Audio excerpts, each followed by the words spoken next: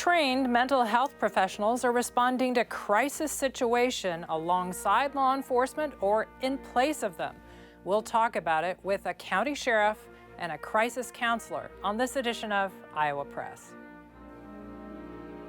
Funding for Iowa Press was provided by Friends, the Iowa PBS Foundation, the Associated General Contractors of Iowa, the public's partner in building Iowa's highway, bridge, and municipal utility infrastructure. Elite Casino Resorts is rooted in Iowa. Elite's 1,600 employees are our company's greatest asset. A family-run business, Elite supports volunteerism, encourages promotions from within, and shares profits with our employees.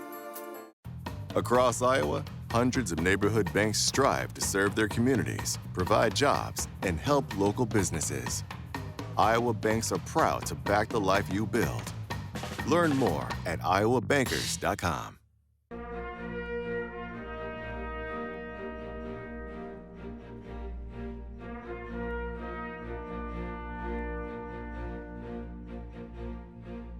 For decades, Iowa Press has brought you political leaders and newsmakers from across Iowa and beyond, celebrating 50 years of broadcast excellence on statewide Iowa PBS.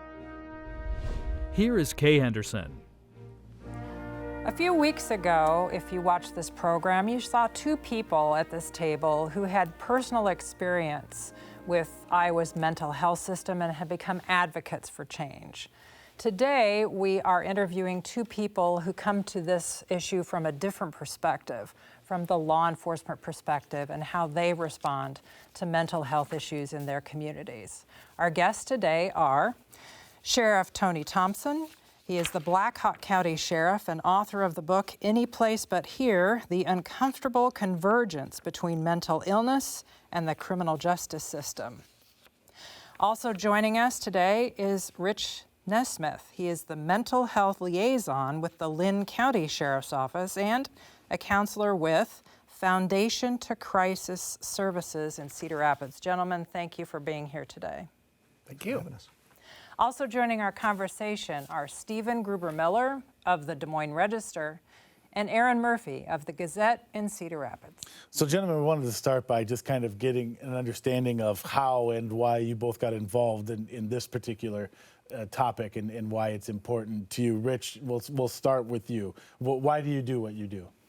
Well, I'm retired military, and when I retired, I realized really quickly I needed something to do. So I started volunteering to help folks and kind of give me an opportunity to work with underadvantaged people. And I wound up meeting somebody from Foundation 2. I fell in love with the company and what they do and how they interact with people, and that led to me becoming a mobile crisis counselor, and that led to me becoming the liaison with the Linn County Sheriff's Office that I am now. So, yeah, and tell us just a little bit about, did you have any background in this? Yes, in a very unconventional way. I am retired military. I spent 25 years as a military pilot. I did get a master's degree in counseling when I was in the military, and that was to help with some of the issues we were having at the Air Force Academy at the time. And so it was a requirement, and I didn't know I was going to like it. It was a serendipitous thing, and I fell in love with it. So I'm a counselor that came from the military, which is a little bit unusual. And Tony, as sheriff, tell folks how you came to be so active, and I've interviewed you over many years on this topic. Why has this been so important to you? You know, I write about it, but had you told me when I first took office in 2009 how pervasive this intersection between mental illness and law enforcement was, I would have laughed about it. But truth be told, the unfortunate reality is at the very bottom of that mental health delivery funnel is law enforcement. We are the catchers of all of those that don't fit anywhere else. And it's unfortunate. It's not where we ought to be. It's not where we want to be.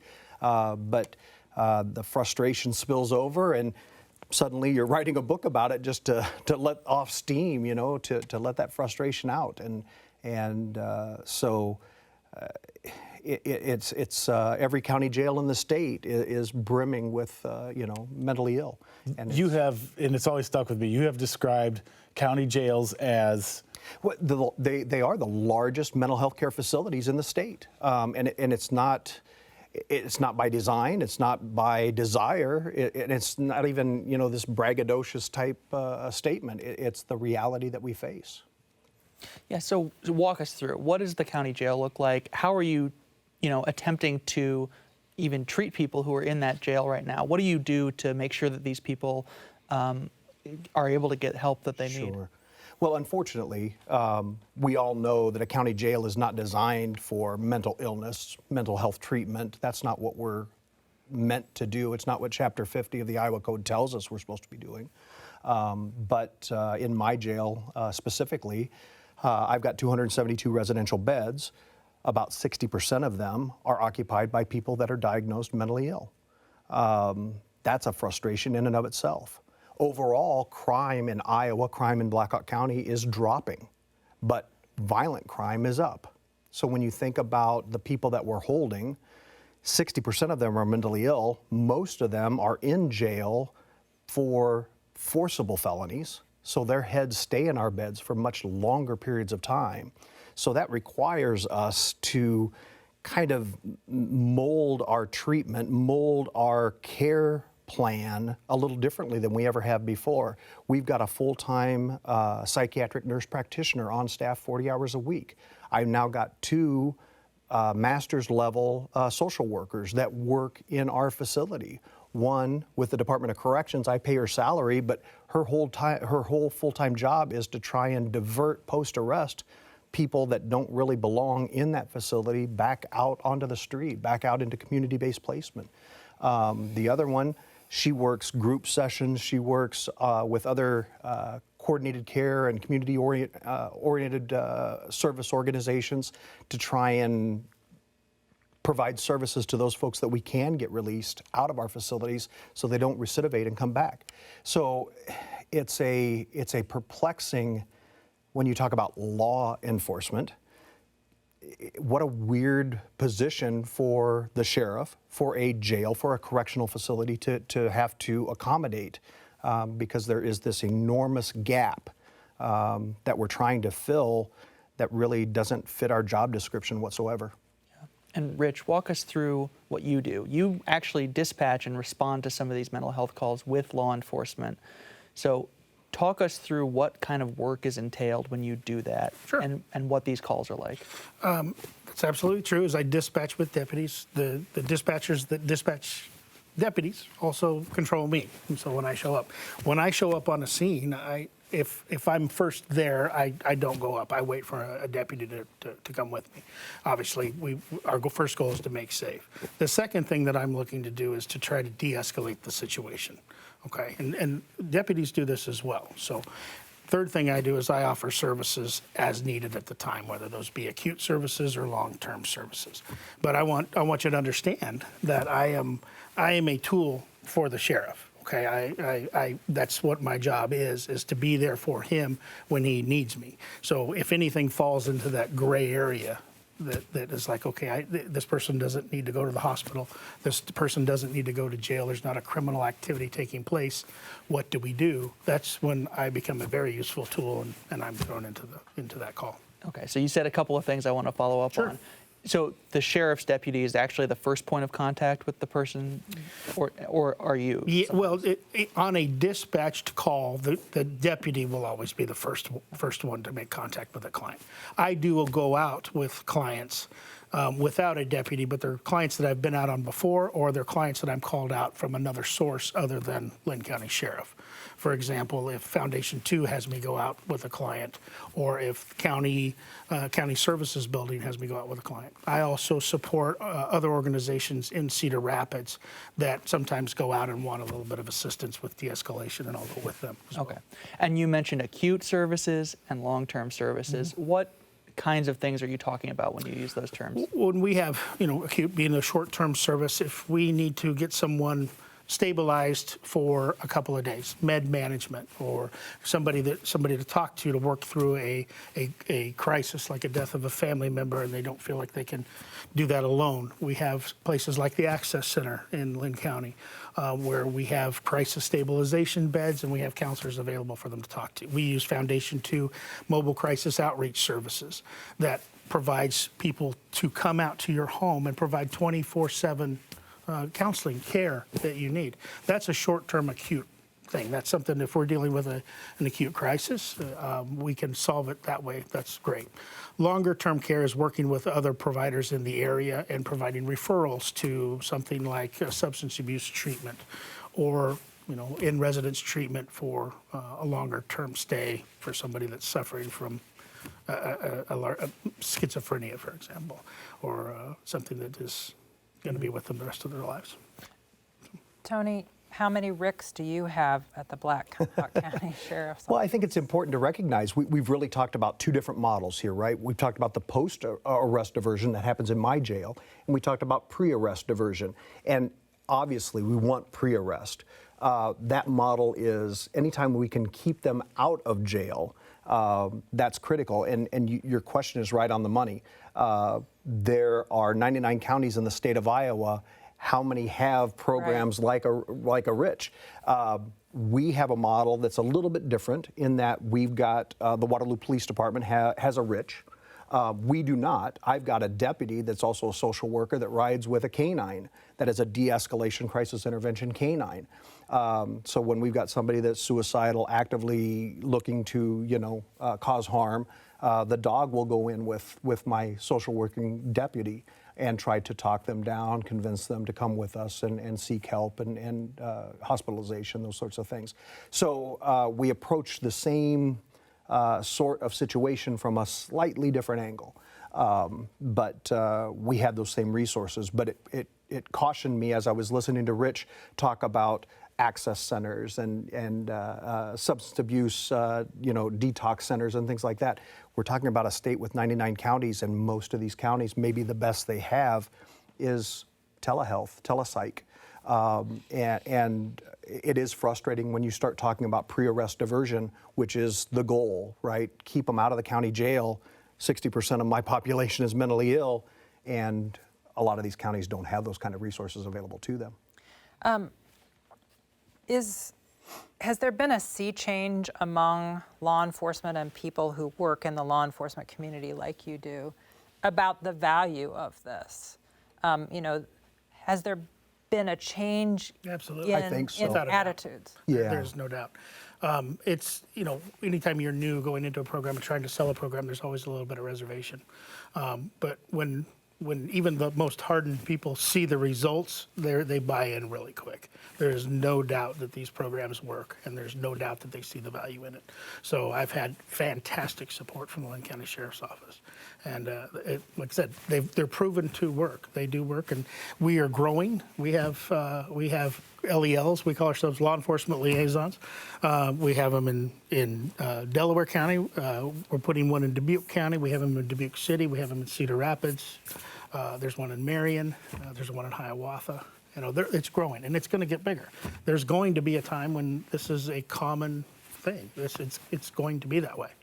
We're even investing from the administrative level. We're investing in just crisis intervention training, the tools on how to talk better, how to utilize the verbalization skills, how to relate, how to empathize, how to use those skills. And the first thing you'll hear is, "Oh, that's a Hug-a-Thug program." And I thought, "Oh my goodness," it just maddened me when I was hearing cops say that, because we build that muscle memory, right? We know how to index the gun, we know how to do all those things, and so we're resistant to change because those are the things that keep us safe and get us coming home, safe every night. So the paradigm shift is hard, but everybody's seeing the reality, the proof of what Rich is talking about, the proof of how talking better, how utilizing those verbalization skills, all those tools we're starting to put in the tool bag is creating a better outcome.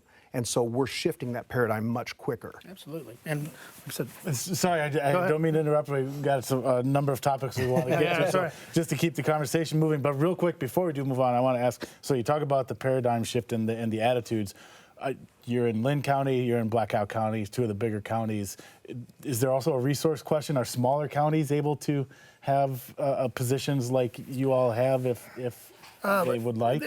There's certainly options out there. You know, I would encourage these smaller counties to talk to the representatives and foundation too, because they work grants for a lot of this to help out with getting started. But I also do a lot of training for the smaller departments. We'll provide CIT training. I'll teach de-escalation training, and we can kind of introduce these programs in a non-invasive way at first for them to see the value in it. And again, when they see the results are almost instantaneous. It's very quick to see, yes, this is worth it. We are reducing recidivism. You know, there are fewer 911 calls. There are fewer emergency room visits. Yes, this is a cheaper and more effective option than what we're doing now. We're curious, wanted to get your perspective, and Sheriff Thompson, I'll start with you on this one. The state legislature recently approved a redesign and sort of a combining of the state's mental health and substance abuse delivery systems. They had been independent of each other. This was a proposal from Governor Reynolds. We expect that she'll sign that into law. How much will that be helpful? Does that address some of the issues that you all have been describing? We all hold our breath, right? Because I think the devil's in the details of a lot of that. That merger between substance abuse and mental illness, those are both really big bullies in the state, right? So when you put those two together, you want to make sure that they're both going to get the attention that they deserve. Taking it out of health and putting it in HHS, that makes me nervous. I want to make sure that they are going to get the attention and the funding that they deserve and that they need. I know taking 13 regions down to 7 districts is nerve-wracking. We all know that the best ideas come out of Des Moines, right? We were the largest mental health region in the state with 22 counties. And just through recognizing that 22 counties was too big, we kind of self-attrited. It was untenable down to, I think we're at 13 counties now. And so we've already kind of learned a lesson that putting a whole bunch of counties under one region didn't work. My fear is the state may have to learn that the hard way. We may put ourselves back a couple of years and have the state learn the hard lesson that 7 regions may be untenable too.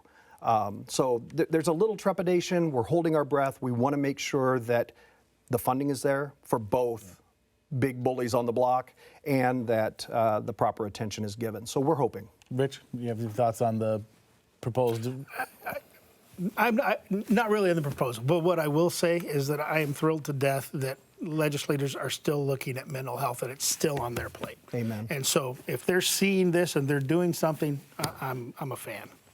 And the state's got, also a system sort of set up, or at least a framework for children's mental health. How do you both interact with that system, and how does it work with what you do to maybe keep kids out of jail? Right. So for me, I know that the sooner and the earlier we can detect, right, the better outcomes we're going to have. So I just spoke to a group of budding school psychologists at UNI and praised them for getting into that career field, encouraged them, right? Because the more we can encourage earlier detection, earlier engagement, the better off we're going to have, better outcomes we're going to have, the less likely they are going to fall through the cracks, the less likely they are going to go untreated. Now, things like schizophrenia, where the onset is a little later in life and harder to detect and more challenging of outcomes, that's always going to be there, that's always going to exist. But anytime that we can make that earlier investment and demonstrate both to Iowans with affliction or Iowans with mental illness that the state is aware, we're going to champion that all day long. Rich?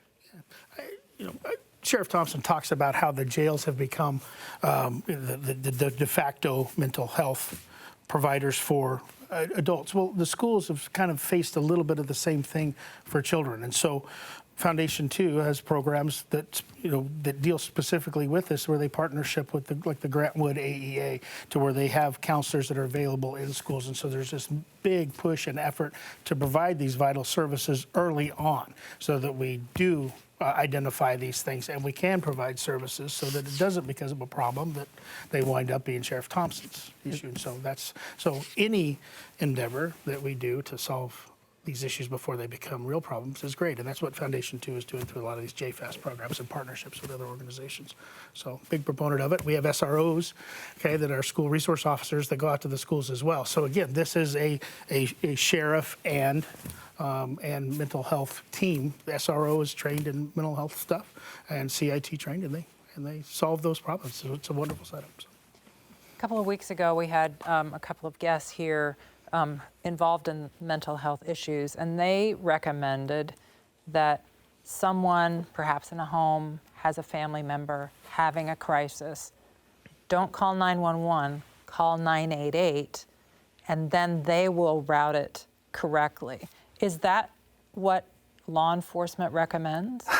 So my biggest fear, and quite frankly, we've been doing a lot of testing in the Blackhawk County Dispatch Center with 988, that smooth transition between the two, right? If we get the call first and it doesn't rise to the level of needing, somebody's agoraphobic, and so it really doesn't require a law enforcement response or whatever the case may be. So transitioning back and forth, or something escalates to the point where now we do need law enforcement to respond. I'm always cautious because you want to make sure, just like Rich was talking about, if it's a dispatched call, making sure the scene is safe.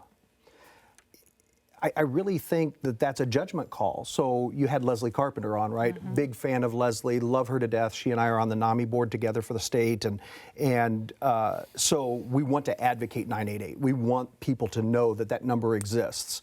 And I think if you are engaged, involved in the situation, you need to kind of vet that out. If it's dangerousness means a 911 call. If it's one of those things where you just know you need an advocate, you need somebody that's going to help you out and provide resources and outlets and avenues for, 988 is the solution. Does that make sense? It does. Rich, I'm curious your perspective. There's been a sort of shift in the approach to addressing mental health and where to put people who have mental health needs, and a shift away from institutionalization towards community-based care. And we've seen the closure of institutions in this state because of that. But we also still hear on the other side of that, there's a need for those people with the most critical needs and beds and wherever that may be. Yeah. How do we thread that needle, and what's your thoughts on how we should be approaching? We've gotten pretty good at identifying at the point of crisis folks that need help. So we're pretty good at responding. We're becoming very good with the onset of access centers and care facilities for acute care. Where it kind of drops off a little bit is bed space for long-term residents. There is going to be 20%, I believe you said in your book, sir, that need long-term care, and the number of beds that we've had available for that has dropped. So if I need somebody in a long-term substance abuse treatment program, it's much harder to find that than it is something that is acute. So we've got in really good at identifying, really good at that acute care, and it falls off a little bit that. I would like to add a thing that, something that is needed is some sort of case management to help people through all of these programs. A lot of the folks that need this care have trouble dealing with the bureaucracies, the paperwork, and even knowing that these things exist. I think the real benefit and the real efficiency is going to come when we have people that help people manage these folks through this program. So that hopefully that answers your question. Absolutely. Sheriff Thompson, we just have a couple of minutes left. I want to stray briefly away from mental health to talk about another law enforcement question. The state has a new law making it a state crime for immigrants to illegally re-enter the country. You said to a crowd this week you wouldn't be enforcing that law. Why? Because it's unenforceable. We don't have the resources to be able to enforce that law. We don't have anything that will tell us at face level, I stop you, pull you over, run your name, nothing's going to tell me you've been deported. There's no access to the information that's going to allow me to do that. Now, I saw that Governor Reynolds said, we will write another law. We will work with Stephen Baynes to get access to that. Stephen Baynes doesn't have access to that information. That's where the federal government has access to that information. So I really think that was a political law that was made to make them feel good about writing it, great. And I get it. Being deported, they shouldn't be back here. We would love to enforce it, but it's unenforceable as written. Rich, I want to circle back to the premise of the show. If you had a magic wand, what would be the one thing that you would do, and about 45 seconds to answer this, to fix the system? Ooh, that's a tough one. I'll tell you what it is. Again, the navigation of this system for somebody in a mental health crisis is very daunting. Okay, if I had magic wand and unlimited resources, I would have case managers that were professionals at this, that understood what the resources were, understood how to navigate it, assisting these clients through the initial crisis, acute care, long-term care, and reentry back into society to where they're, they feel like they've got a job, they feel like they've got something. Coming out of the jail, you got somebody that's there for 6 months, he's got no place to stay, they've got no money, and they're standing on the front steps. You need somebody to catch that person, get them back into society so they don't recidivate, they don't come back to jail. Right. So. Gentlemen, appreciate you being here today and talking about a very serious issue. Thanks so much for having us. Thank you for having me. You can watch every episode of Iowa Press at iowapbs.org. For everyone here at Iowa PBS, thanks for watching.